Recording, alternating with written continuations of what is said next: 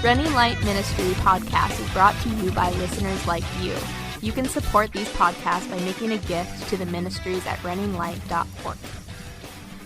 Hey everybody, welcome to the Running Light podcast, what we call the Better Pleasure podcast. I am your host, Bo Willett, and I'm here with my co-host, Peter Martin. Yes. And we have been on a roll when it comes to the names of our podcasts lately. So the last one was Epic, the Phallic or Death. And that was episode number 127 of these podcasts, if you can believe it. So this is going to be 128, and we are going to do it on virtual molestation. And we are going to take it from an article, real article, about Meta, which it sounds like a Babylon Bee article. Yeah. But it is not. It is very the real deal. And as most of you guys all know, Facebook is now Meta. That's right. And so they are moving into a vastly amazing digital world. Yeah.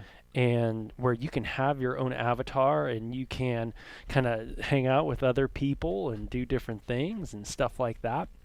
And so it's really cool because we can really now almost be like we are in a matrix, and where we can just kind of maybe sit in a big sack of water and just get a big old thing stuck in our neck. That's what we would want. It is funny, like with all this stuff coming out.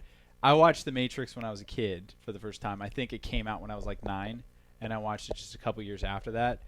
And I didn't really get the nuances of it, but there's a character in The Matrix named Cypher who ends up turning on his cohorts, and so they're all trying to free people from the Matrix and shut it down, and he ends up turning on them in an attempt to get put back into the Matrix. So he has been freed and he wants to go back.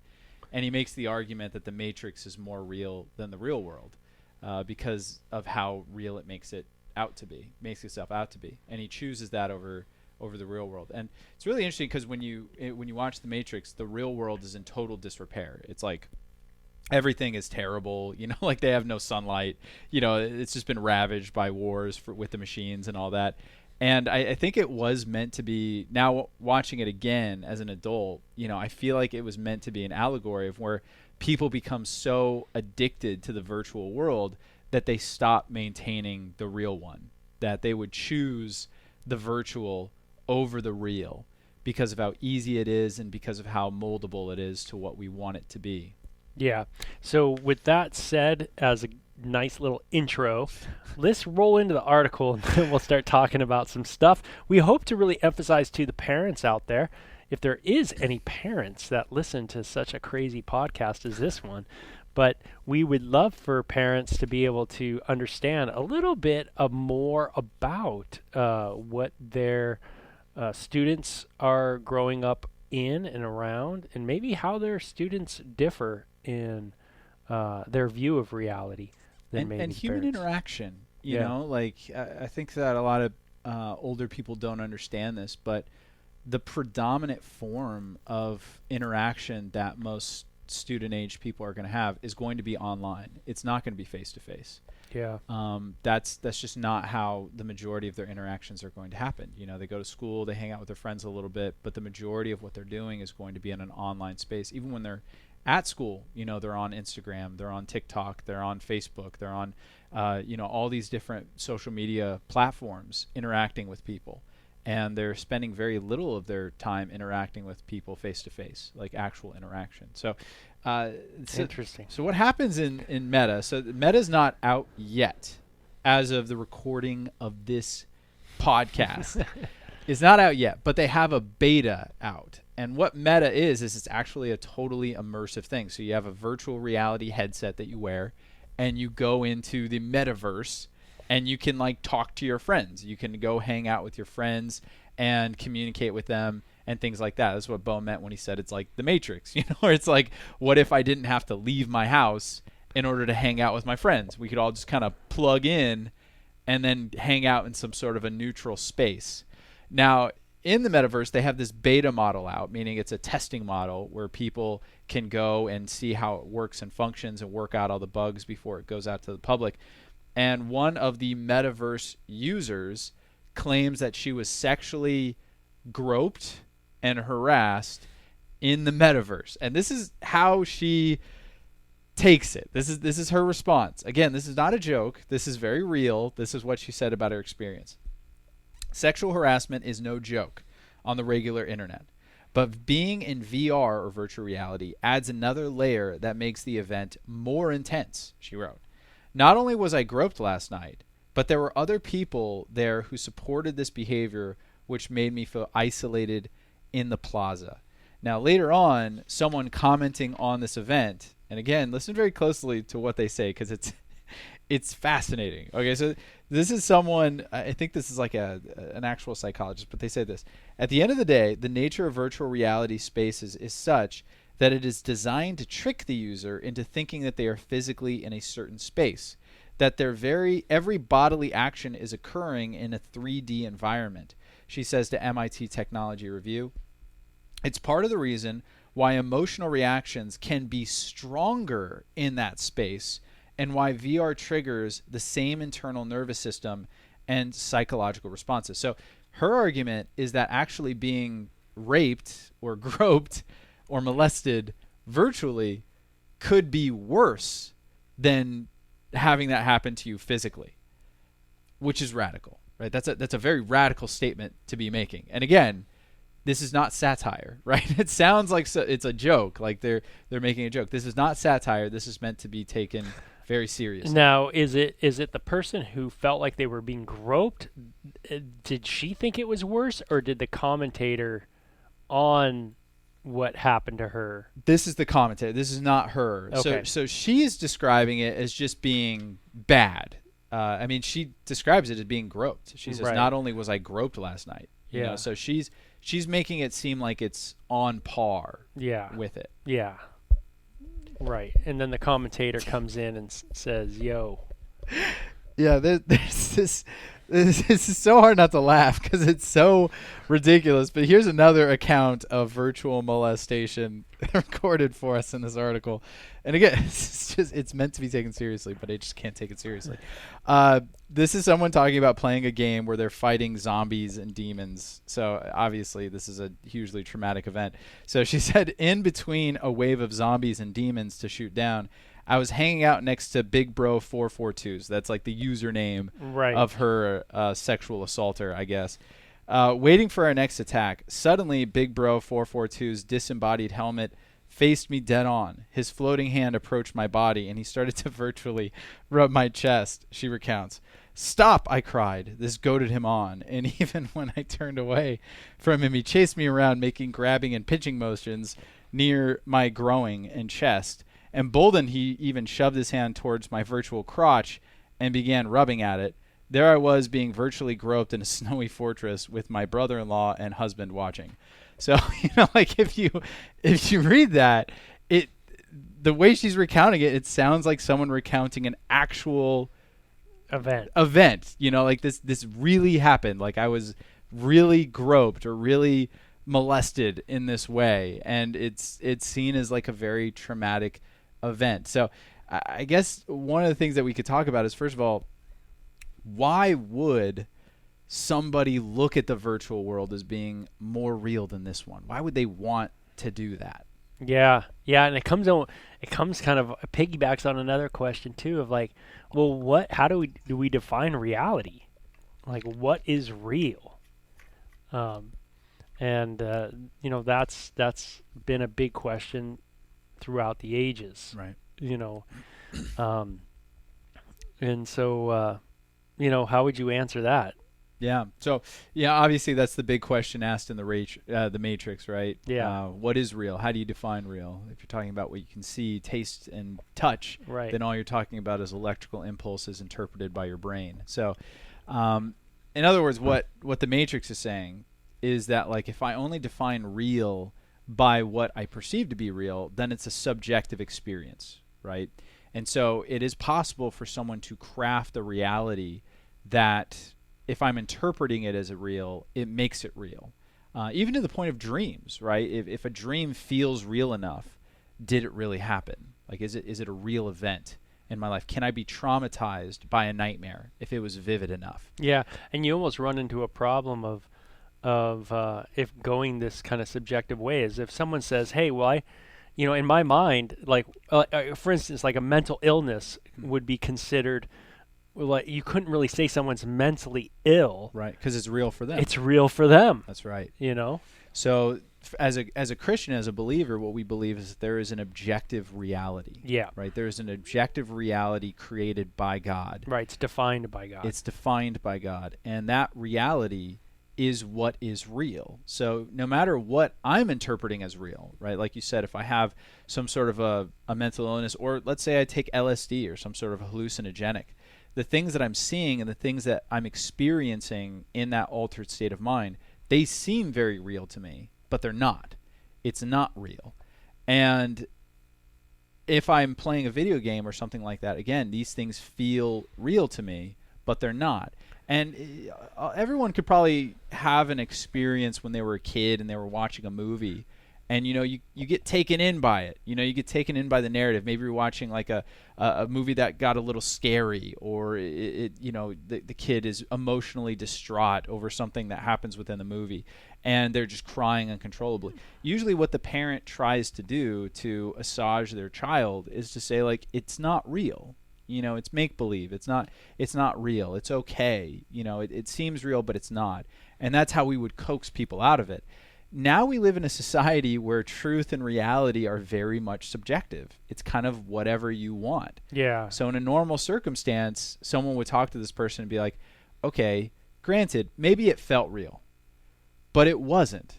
It wasn't real. This didn't actually happen. Just like when the zombie eats you, it's not real. Die. You don't really die. Right. Like your brain doesn't actually make it real. Even though you're on acid and you think you lost an arm or two. And demons are coming at you and the floor is lava. And me and my wife have been on acid before. And, one of our first dates, and it's going to be good that I tell this story. You'll see why. But, it really is true. Like, in my mind, and in her mind, there was a reality that we were thinking was true. Right.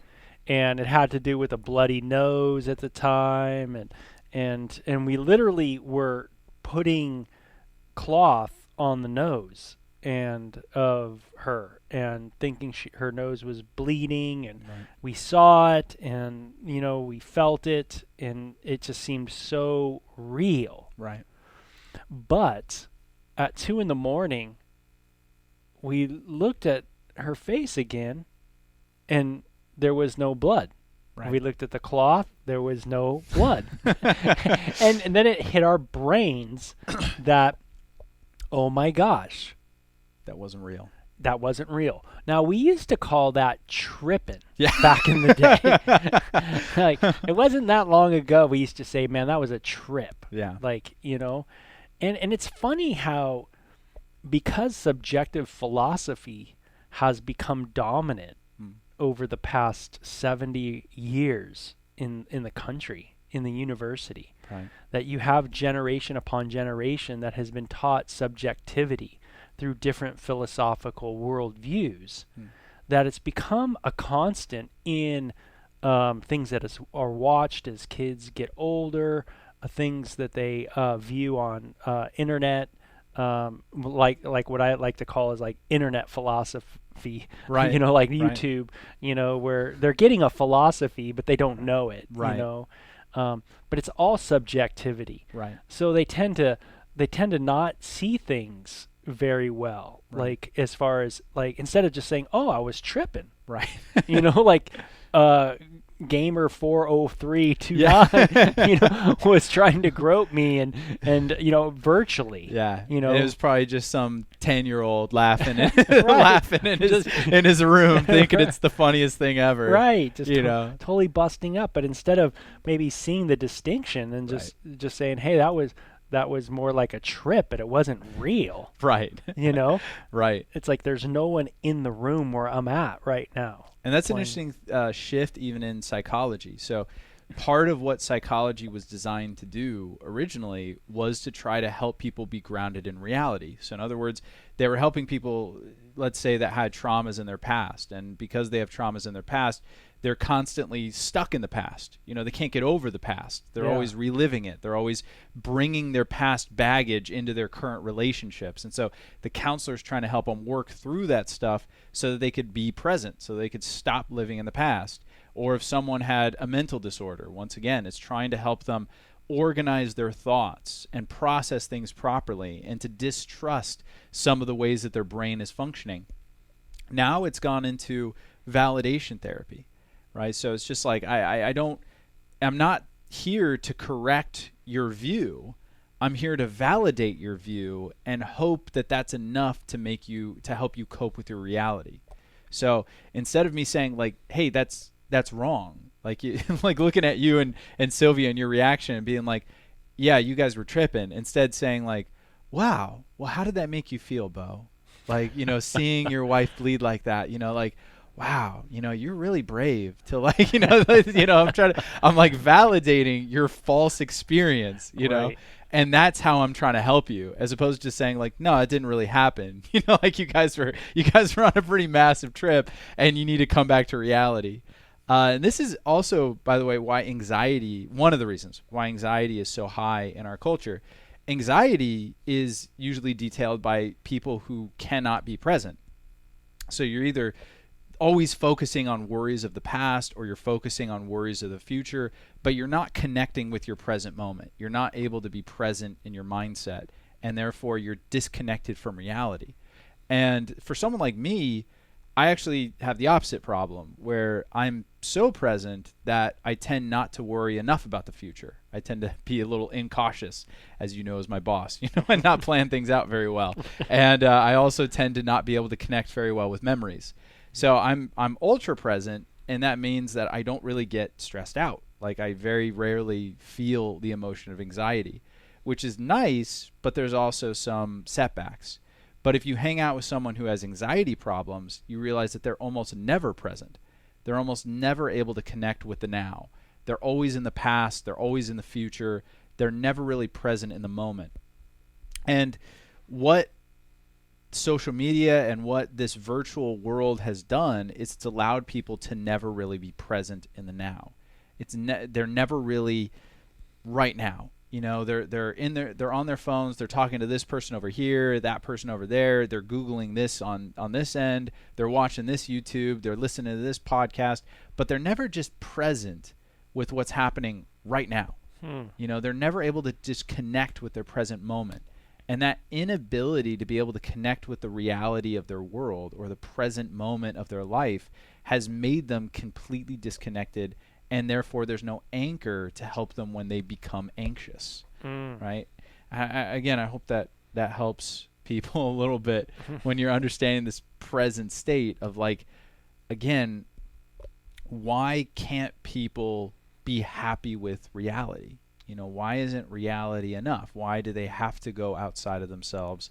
And why is it so hard to connect with your children sometimes? Why is it so hard to see them be present, for them to just put their phone down and just have a conversation with you, Yeah. Yeah. It makes me think that, first of all, reality is not all that it's cracked up to be. Right. And, maybe that biblical truth of thorns and thistles, a world of fallen world, is ever present, and the burden of it is ever present as well. And maybe the youth today really are drug addicts, and they're not much different than the Generation X culture, right? Where we took drugs to escape from a world that was filled with decay and distrust and coercion, and we did not like it. That's what we knew as kids. You don't like it. You see a lot of failure in life and in general just around, and you want to escape. And it seems like many people today have found in a sense something Huey Lewis in the news saying so many years ago, and I wasn't a great fan of theirs, but they sang a quite a popular song called "I Want a New Drug," Right. and even they, understood that if there was only something that people could escape to, Right. that would keep them somewhat safe and acceptable in the society, Right. it would be best. And certainly people have found that in the gaming culture Right. and this virtual world, of role-playing games. And it's kind of crazy because, as you know, I just finished Brave New World. Yeah. And it's such a good book. Yeah, Anyone listening, please read it. Please, read it. please. If you haven't read it before, put that on the top of your priority list. It's so good. It's amazing how many young progressives call themselves progressives. These people that are really they really are the light-skinned hegemony, Right. and but they think they're like not. They think they're the rebellion. They're the progressive, rebellious people. At least Gen X really was rebelling. Yes, totally. At least we took drugs. At least man. you did something against the At least we took established drugs order. and had sex and did stuff. These people don't do nothing. There really was the man. There really was a rebellion. I know. We at least had punk music. Yeah. These people still listen to. These people today. You're like, what kind of music are you listening to? And at least the punk music really was hated by the authorities. That's right. Like, That's right. We, back in Generation X growing up days, people did lawsuits against our music. now the bands are just promoting whatever talking point of the top politicians. That's right. I know, it's so sad. It's like Facebook has its own music genre, like people. It's just a trip. Like all the musicians are just echoing everything that the established order is saying. Yeah. So now, so what was funny. I going to say? I was going to say, But, if you talk to one of these these progressive, these so-called progressives. yeah, and you talk to them about. I was going to say, if you talk to them about, and I forgot exactly what I was going to say, but I was going to say, if you asked them a question about this, I'm trying to think what it exactly was now. We're talking about Brave New World. Yeah. I was saying, if you go up to them and ask them about Brave New World, it's amazing how many of them go, I never even heard of it. Right. And I'm like, wait, time out. Time out. Like, you're progressive. Exactly. Like, and you've never read Brave New World, and you're like 25 years old. And it's funny, there is a quote real quick by the main kind of a villain. I guess he's like the main antagonist of the story, Mustafa Mond, who runs the Brave New World. He's the controller of Europe. And he's asking him a question like, man, why do you guys go to these crappy movies? Because he goes to this movie and it just has no depth. All it is like helicopter chases and love scenes, which sounds a lot like the movies that are popular today. But anyway, he's like, why don't you guys read Othello? Why don't you read, like the Merchant of Venice? He's quoting all this Shakespeare. And he's like, well, the main reason is because it's old. He's like, that's the prime reason why we don't like it, is because it's old. He's like, but it's beautiful. And he's like, that's especially why we have to outlaw it, because we don't want anything old. And if it's old and it's good, we have to discourage people from looking at it. We only want new. And so that's why people don't read A Brave New World, because it's old, Bo. But anyway, They only want the new. They only want the new. But anyway, in A Brave New World, he makes this really interesting point where in this new society that we've created, that science has created, he says back in the day, back in the day that Aldous Huxley was actually writing this book, he said the main thing that people feared was solitude, isolation, and being ostracized from their community. And he says now nobody is ever alone, right? And they created a society where people weren't alone in the sense that everyone's just having sex all the time and they're all just together in these physically together. Physically together. But nowadays we can reinterpret that sentence where it's like, you're never alone. Think about that for a second. You're never alone. You always have something in your pocket that connects you to everybody. Yeah. And they're always, your phone rings every single time someone in your life is doing something. You're never alone. And one of the negatives that he presents of never having this time of isolation is if you're never able to just sit alone in solitude and work through your own emotions, then you're never able to examine your own life. examine the way that you live, the way that you behave.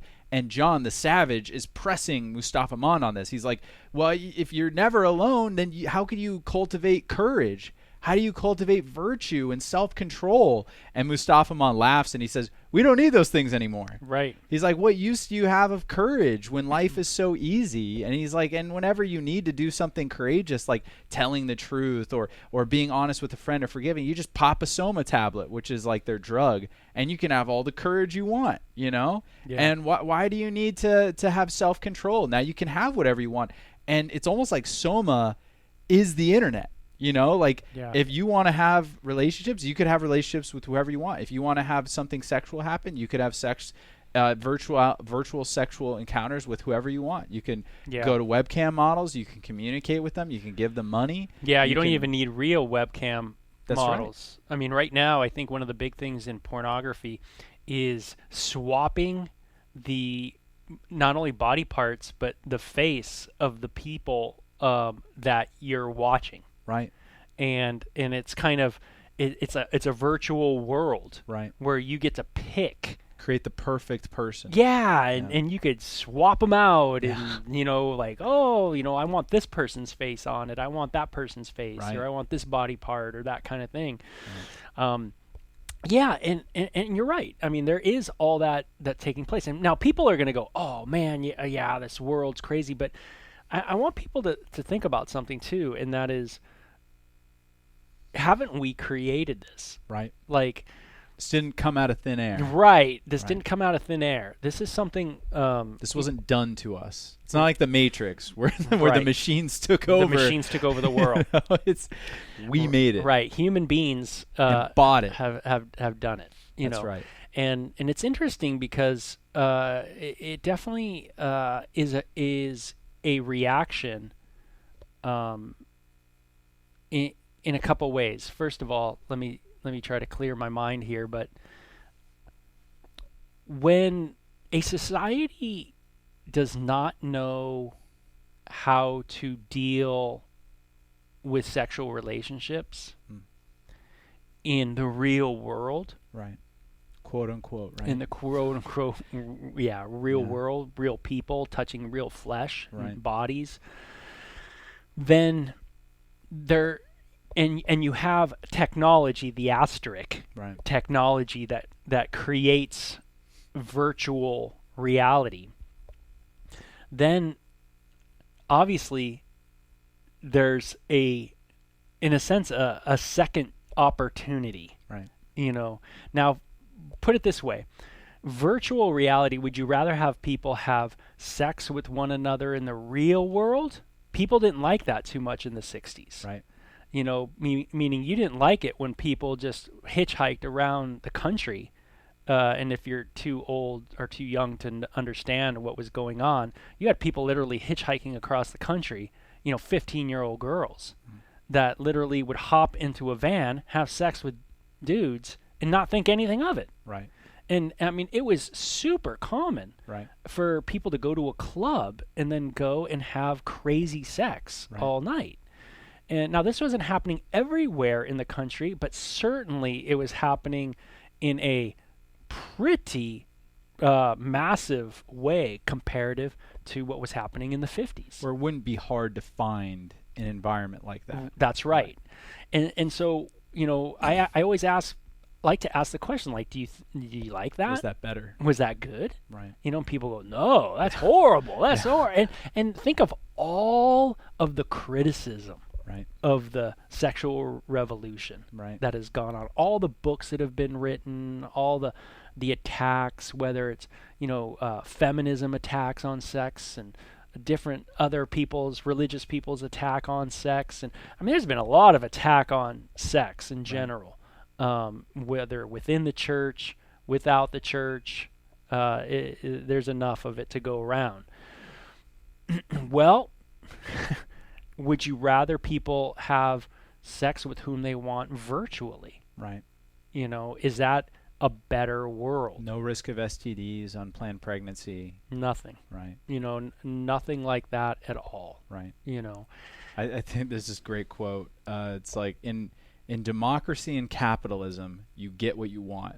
good and hard. I was like Yeah, and in the massive amounts. In massive amounts, man. Yeah. You're going to get it, you know, Yeah. and it is what you want. And what I find is like what's going to happen in virtual reality when it comes to sexual behavior is just going to be what happens in real life. Right. It will be a mimicking of it. Right. But because there is people that realize it's not real, Right. people will feel a freedom, Mm-hmm. you know, to go, you know, do whatever, you know, to even go more, Right. to grope, Right. you know, which that person would never grope someone real life, in real yeah. life, Right. you know, but now that it's virtual, Right. you know, they go, oh yeah, this is cool. And that was kind of the fear that a lot of people had when pornography first started to take off, where they're like, well, if people are doing it in this world, they will do it in the real world.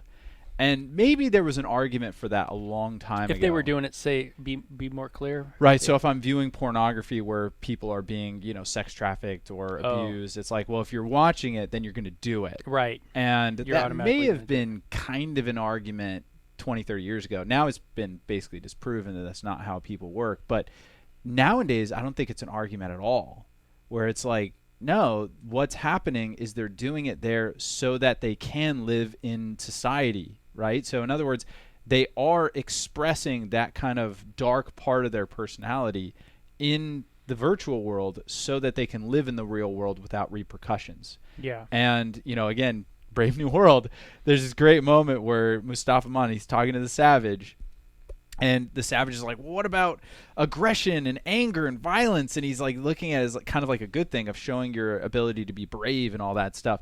And he's like, well, you know, we now force people, we lock them in boxes basically, and we run through their system intense adrenaline. And he's like, it's the equivalent of being murdered. Like, it's like the equivalent of being murdered. He's like, and he said it's all the thrill of being strangled to death with none of the messy consequences. And so his point is that people do need outlets like that. But if you can't do it in the real world, well, where do you do it? You do it in these isolated things where it's simulated. Yeah. So they simulate it for people, and then they can go and live their life. And that's kind of what's happening, where people are simulating this kind of stuff. Yeah, it kind of helps. You know, we all do things to deal with cognitive dissonance in our life, and that's true. Right. You know, many people don't want to look at their lives very clearly, and so because the cognitive dissonance is so great, they become very unbalanced. Right. You know, and definitely stressed out and have some real negative behavioral issues. And a lot of Christians do this through avoidance, meaning instead of maybe confronting something in their life or looking at or confessing sins in their life or things like that, they'd rather live in a fairy tale where they think they're doing great, Right. and then to deal with the cognitive dissonance of knowing that they're not really being good Christians. Right. You know, and to be a good Christian, if you have to be like Jesus, that would be your comparison, to be like Christ. And there's a cognitive dissonance there, Right. for every Christian. And if you're not able to deal with that cognitive dissonance well, then you're going to go into different areas. You might go into extreme depression, or you might do the opposite and go into extreme pride. Right. And I do think that people, you know, deal with cognitive dissonance in the gaming world Right. too. You know, they're working through that as well. That's right. Where it's like if I see myself as like, again, like a brave person or a heroic person, but I have no way to demonstrate that in the real world, where I could play a game where I'm embodying that kind of behavior, Right. where I am behaving in the role of a hero, of someone who is brave and bold and you know, does what is right no matter what. It's not real, but it's real enough to make me feel that same catharsis, to make me feel like a good person. Right. You know? And so it's weird where the internet, because some people might be listening to this and say like, well, I see both. I see people who try to live in a false reality of virtue on the internet, meaning they're trying to be more virtuous online than they are in real person, right? So in other words, they're nicer and more gentle and more affirming, and they're talking about, they're charity. friendly. They're friendly, yeah. Like, and then you meet them in person and they're a jerk, and Right. you're like, well, Right.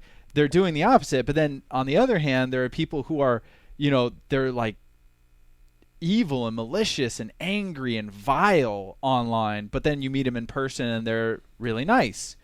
And what Bo's talking about with the cognitive dissonance is the idea of, again, there's a way that they want to be and there's a way that they are. There's a dissonance there that they're not wanting to look at. And the virtual world gives them an outlet to be able to express these things. It gives them an outlet to express virtue as well as vice. And I've never watched this show, and I don't think I can really endorse it, but Westworld, I don't know if you watched it. Well, the Westworld came out in the 70s. I mean the new one. Okay. So in the new one, it's kind of similar, where they've created AI robots. Yeah, I love the 70s one. I mean, is it the same premise in the 70s? Yeah, it's kind of these rich people create a world, and it's and people vacation there. Right. And it's fake. It's populated with robots, right? So they're not real. Yeah, but the robots go astray. Right. And so the robots are self-conscious, and then there's that question of, like, is this right or wrong? But the whole point is you could go to this place and do whatever you want with impunity, right? Because you're not doing it to people. Yeah, people would go to the western part of the world, and there would be a brothel, and you could pick up girls. So you could have sex with pick prostitutes. Up guys. You can do whatever. You could murder. You could torture. Yeah. Or some people would go there and they would be heroic. Right. They would be the hero. sheriff. They would be the hero. Yeah. But it's all fake. And I think that's really fascinating, because we do have a West world. We do have a place where you could do it. And there are these shows that me and Emma really like. This show, it's Catfish. I don't know if you've seen it. I haven't not seen that one. It's really fascinating. It's kind of disheartening. I always encourage young people to watch it, because it's like it's about online relationships, and 9 times out of 10, when they get these people together, it's both people are lying to one another. It's all deception, it's all manipulation. But you see people online where they have multiple profiles. So in other words, they have one real one who they really are, but then they have ones where they can, trolling accounts, basically accounts that they set up where they could just be as vile and disgusting as they want without any consequence, because no one knows who they are. It's completely anonymous. But then they also set up ones where they can flirt, or they could, again, present an image of themselves that they really aren't, a life that they're really not living. And all of these outlets give them a feeling, and again, it's all, to this person, all of it's real, right? It's all real. So again, as a parent, if you look at your kid and say, well, it's not real, to them it is, right? To them that is reality, Yeah. And that world has become, they've invested more time in it. People actually make a living in this virtual world. Like it's become real. Yeah, and this is something that a lot of people used to say, oh, pornography's not real. Right. And that always was like a big argument too. Right. Pornography's not real. And I'd always say, well, I think it's real. Right. And that's the scary thing. Yeah. If it wasn't real, I probably would not have as big a problem with it as I do. Yeah. If what you mean is that what's being portrayed is immoral, yeah, or what's being portrayed is disturbing to me, yeah, that's one thing. But it's real, right? Yeah, yeah, and it's and we're seeing just how I think real it all is, and when people go into a virtual world and people virtually grope, it's real in a sense that people's emotions are impacted. Right. And that's real. Right. Like, your emotions are impacted by what happens in a virtual world. Right. And if someone were to, kill you in a virtual world, you might have a little bit of that Brave New World kind of adrenaline, right? Of like, whoa, right. Like I fell off the cliff or something, yeah, or something like that, and that might be something, that really is, it's really creating, like you say, the adrenaline and the different things going on in the body, right? And I totally get what you're saying. Is like parents need to kind of wake up a lot, to these things that are going on in their kids' lives. Right. And not just be like, oh, that's whatever, that's a game or that kind of thing. They have to, I think parents need to realize that there's a lot going on Right. In this virtual world that they're living in. And that's kind of like another interesting point where I remember we would do with Lisa Hansen and Sold No More, we would go into schools and we would talk about porn, and a lot of the presentation, was things that were kind of the genuine, like, hey, the general, like, hey, porn is bad, stuff like that. And I know you and I kind of went on a little off script on those. Yeah. But one of the things that I would usually point out when I would do the presentation is that, like, your mind is naturally created. It's designed by God. And someone put it this way to me, and I really like it. He said, the mind is the perfect balance between the biological and the spiritual. It is that bridge for the gap. It links your brain and your body together. It is that bridge, and it's very important. And because it links the spiritual and the real, like the actual biological material nature of reality, because it links it, it can be tricked. And because it's so powerful, if it's tricked, it can manifest real consequences into you, right? And that's one of the things of the Matrix, where they would get killed in the Matrix and they would get hurt in the Matrix and they would wake up in pain. Right. Because their mind actually would trick their body into thinking that they were in pain, just like this person really felt violated. She really felt like her body was violated, even though that didn't happen. Her body wasn't touched. Right. But she felt like it was. And when you watch pornography, just like when you have sex, God has designed our minds in really incredible and amazing ways. Mm-hmm. And one of the ways that he created us, and this is true, when you have an orgasm, whatever is causing it, right, whatever is causing that elation, that desire, that passion, God has designed us that when it happens, it actually creates chemicals of bonding between you and that thing. So if you're having sex with your spouse, for instance, and again, anyone who's been married for a while will tell you this, that when you have intimacy with your spouse, especially if it's a fun time, like if your sex life sucks, it's not true. But if you have a fun sex life, that is a time of bonding. That's why we call it intimacy.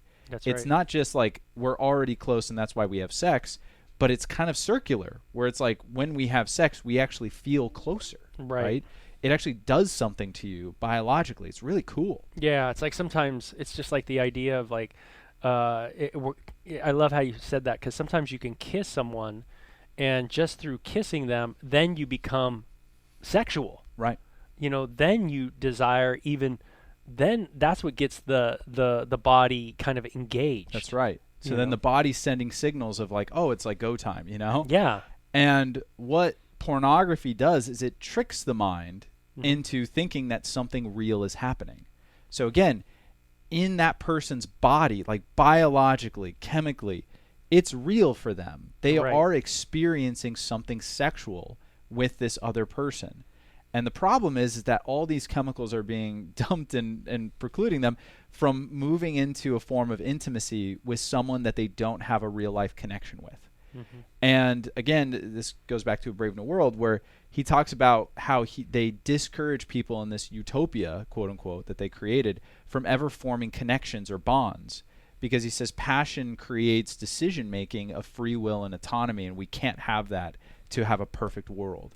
Yeah. So in other words, if you're doing this enough, it's not that I'm falling in love with my computer, but it's actually discouraging me from having real life connections, period. Meaning if that becomes my reality, right? If it becomes my reality, then it will. And here's the difference.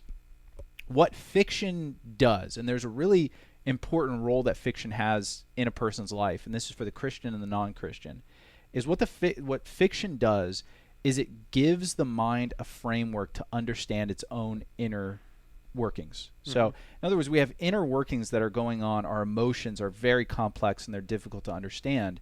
And sometimes when we look at things in a fictional world, it gives us a framework, a false framework, to work through some things in our own life, right? Right. So sometimes you could watch a movie and you could just be bawling at the end of it. And even though it's all fake and you know it, it's connecting you to something in your real life. right? So in other words, the fiction provides a framework for reality. That's how it's always worked throughout human history. But now you have to understand it's being flipped, where the reality is now a framework for the fiction, where the fiction's becoming the more real world. So it's possible, and you and I have talked about this before, where you have struggled with viewing pornography because, again, the fiction is something that's framing your real world. So you have a real intimacy with your spouse, and now when you're watching porn, you're not being connected to that person. Mm-hmm. You're actually connecting with your spouse through that fictional world. It doesn't make it right, but it does make it so that you would never watch porn and be like, I have no more connection to my wife. I wish she looked like that. I wish your reality is already fit. It's already set. The ground is already laid. Yeah. That is not changing your reality. It's just helping you experience your reality actually a little bit more, just in an inappropriate way. Now what's happening, though, is if my reality is not very firm and I'm engaging with the fiction does become more real than my reality, and I get lost in it. And I think this happens to everybody. Right. I mean, even to those that take away the pornography side of it, I think this happens to a lot of people where the fiction takes over the reality. Right. Like in our minds. Right. Like, where people live, like, say, in a nice area, and they live with, wealthy people. Right. And there's a fiction that takes precedent now over the reality. Right. A way that we want the world to be. Yeah, the way we see the world, the way that we perceive everything, the way we perceive ourselves. And that fiction is really becomes dominant because that's the only way we can deal with the cognitive dissonance of our failure. Right. And that might be a bleak outlook, because what I'm saying is that you might think you got it together, right? But the only reason you think you got it together is because you've developed over time a fictional world that's based on reality. Like, it's based in a reality, but now the fiction, your mind has created a fictional world, right? That's takes some of the reality of your world and it's developed into all kinds of things. That's right. And now that's the way you see the world. That's right. And that's the way you look at everything. That's right. And you can't quite empathize with these people, or you can't sympathize with these people because they're not in your fictional world. That's you right. know what I mean? So you push them away. You push to preserve the fiction. You push away the reality. That's right. And that's maybe what we're always doing. And I think we are with God. I think we are, because here's the thing: reality devoid of the gospel is unthinkable. Reality devoid of the gospel really is unthinkable. Right, and that's right. It is way too harsh a reality to live in. Yeah, if you take the biblical, if you look at the an objective reality, meaning God has defined the reality, right, and the Bible is a revelation of that reality. Right. You're right. It is way too awful to live in this world. It is way too terrible to live in this world devoid of God. And so because of that, I think that that's what mankind has always done. They've always propped up the fiction to be able to help them understand their real world, but they don't actually want reality because it's too cold, it's too harsh, it's too unmerciful, and so they can't. They have to develop something that's not true. And this might be what the Antichrist and the false beast are all about, the false image. It might be humans have created their fiction. Fiction has become such the norm. Right. That it is now, in a sense, their ultimate reality. That's right. That's right. And it's easy to deceive someone who's already deceiving themselves. Yes, right. That's right. And so, but we all do that. Right. And we all create our own matrix. That's right. In many ways. And that's why Jesus, one of his maybe statements in always. is, yeah, in always, you're right. Yeah. And that's why Jesus' statement in John 8 is so powerful, and I don't think people look at it, because all they look at is the truth will set you free part. They're like, oh man, I'm free. Wait, look at what he's saying, right? He's looking at these Pharisees and he's like, you're in a fictional world. It's like, you think you're free? You think you're free? You think that you're liberal? You think you do what you want and that you're honoring to God and that he's pleased with you and you're children of Abraham? You think that? He's like, dude, if you sin, you're a slave to sin. He's like, you're in bondage, and you don't even see it. You're blind to your chains.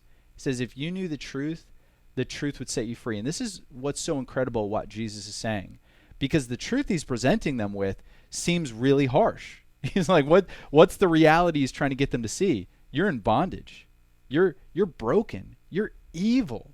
You're sons of the devil. That's what he's trying to get them to see. Yeah, there's literally no hope. There's no hope, right? That's the reality he's getting them to see. But he's like, but the truth will set you free. Why? Because only when you accept the reality of how dark and evil you really are, and how fallen and irredeemable the world really is, can you accept the reality of a Savior. That's the only way. And once you accept the first part, which is bleak and terrible, the second part becomes incredibly beautiful, because the Savior is real. He is true. And in our modern day world, when people say like, well, Jesus, he's true for me. He's real for me.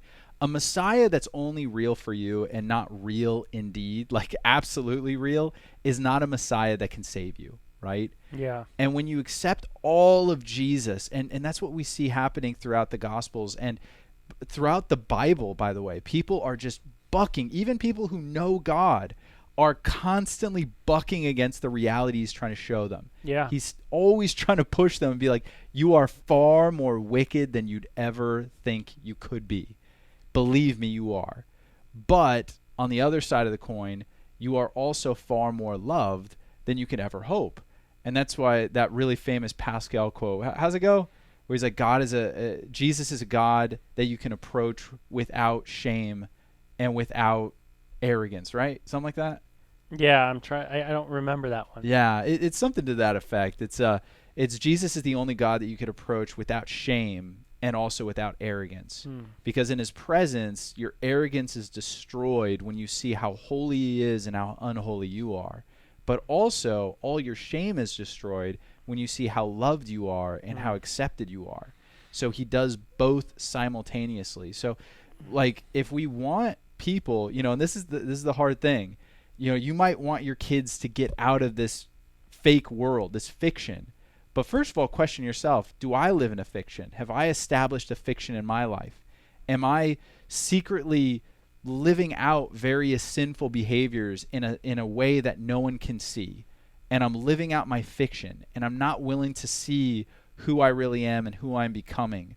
And I'm not ready to deal with my issues. Yeah, and even on a more subtle idea is that, are you willing to understand total depravity? Right. And that whether you're cognitive of the fiction in your life, you've made it one up. That's right. And are you willing even to think that? Right. That there is a fictional world that you've created even in your mind. Because some people I could see would say, well, no, dude. Like, I haven't created a fictional life. Like, right. And again, we hold fast to this idea that we do got it together. Right. When the Bible tells us that no, there's no one good, no, not one. Right. Each have gone our own way. Right. And that God's revelation is just that. It is a revelation of reality. Right. And if it's a revelation of reality, then obviously there's something that's not a reality that needs to be corrected. That's right. And that's what everything is about, biblically speaking. It's always corrective of the non-reality that we're looking at. And how much reality do I think I really have together? How much do I really think I know? Why do you read news? Why do you read articles? Right. It's to try to gain an understanding of what is real. Right. That's what you're trying to do. Right. Right? Well, what percentage do you really think you have of what is real that could be known of what is real? Right. So let's face it. I could sit here and go, you know what? I've talked to Peter about Afghanistan, and I've heard him talk about it himself. I think I got a pretty good reality of what it's like there, right, yeah. But Peter might say, Bo, you really have no real clue of really what it's like there. Yeah. I might, just because I've read Peter's, stuff on what it's like, right. Again, I do it to get an understanding because I'm trying to find out what is real. Right. But really, I don't know what is real unless I'm there Right. experiencing at the moment, Right. What is real. Right.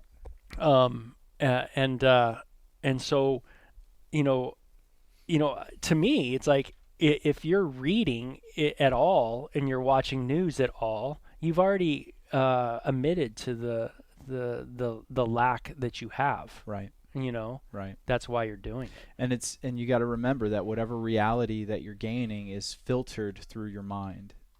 And so again, if you could trust your mind 100%, meaning if your mind was perfect right. and it really was interpreting everything exactly correct, then yeah, sure, then you can have a pretty good firm foundation for what you believe, why you believe it, and feel like you're living authentically in the real world. But if you even have the slightest doubt on the way that your brain is interpreting stuff, right. then you realize, like, even if you're presented with 100% perfect reality, your mind might be distorting what it's seeing, Yeah. And that's the scary thing. And again, that was the challenge of Jesus, a terrifying challenge, right? You think you're free. That was what he was saying. Yeah. He's like, you think you're free. You really believe it, but you're not.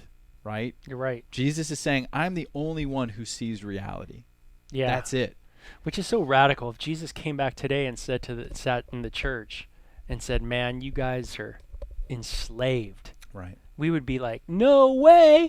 I'm free, man. I see it. Yeah. And it's like, I think what we always have to remember is that when the Savior says, hey, you're in bondage, we need to go, you know what, his reality's the right reality, right? And the answer is yes. Yeah, you're right. And even Jesus said, he's like, dude, you're not ready for reality. Yeah, to his apostles, right. He's like, there's so much more I want to say to you, but you can't take it right now, man. Like that's literally what he says before he takes off. Where his disciples are like, dude, we're ready. Man, we're like, ready you ain't ready. He's like, you're not ready. So yeah. As Christians, that's another humility thing where when we pray to God, we're like, God, I want you to show me reality. I want you to show me the truth. So we're recognizing I don't actually see things correctly, and God does. But secondly, I realize there are truths that I'm not ready to receive. So am I patient and humble enough to allow God to reveal things to me in his time, and to accept those things as he reveals them? Yeah, absolutely. So, I mean, what a great podcast, interesting podcast, a lot of really neat things. Virtual world is a reality. It has some reality in it. It's not a reality as we define the real world, but it does affect the real world. That's right. A virtual world does affect the real world. Because your mind is still experiencing those things. Yeah, and these are things to think about, for sure. Will sexual relationships, continue to be dominant in a virtual world? I will say this. I don't think so. Right. And the only reason why is because I don't think you can get away from the human desire to have progeny. Right. And I don't think you can. And until that becomes something super cool in the real virtual world. Right. Of people going, man, we got our family, and that'll happen at some point. Right. But maybe not in my lifetime. Right. But I think some people will find a virtual family, cool. But I think on the whole, still most people want to experience a real world type of family experience. There will always be people who do that. Again, it's like one of the last lines in the Brave New World where the savage is like, well, I don't want your easy world. I want reality. And he says, so you're claiming the right to be unhappy. Yep. And he says, I claim that right. Yeah. That's like so cool. Where again, you if you only live in the virtual world, then you're right. You have a life free of unhappiness. Yeah. You can make it whatever you want. Yeah. You can void the world of pain. Right. And you might want a world that is devoid of any hardship and suffering. That's right. But what you're asking for is a world too without any courage, right. Without any hope, without any love, ambition. That's what you're asking for. That's right. Will we sacrifice all those great things on the altar of happiness? Yeah. Right? And so, woo! Hey, you guys have a great one. Take care. Check out runninglight.org to begin our 2 video series, Take Flight and Love or Lust. You can also send us questions on Twitter at Running Light or on our runninglight.org podcast page. Like us on Facebook at Running Light Ministries. Psalm 36:8. They are abundantly satisfied with the fullness of your house, and you give them drink from the river of your pleasures.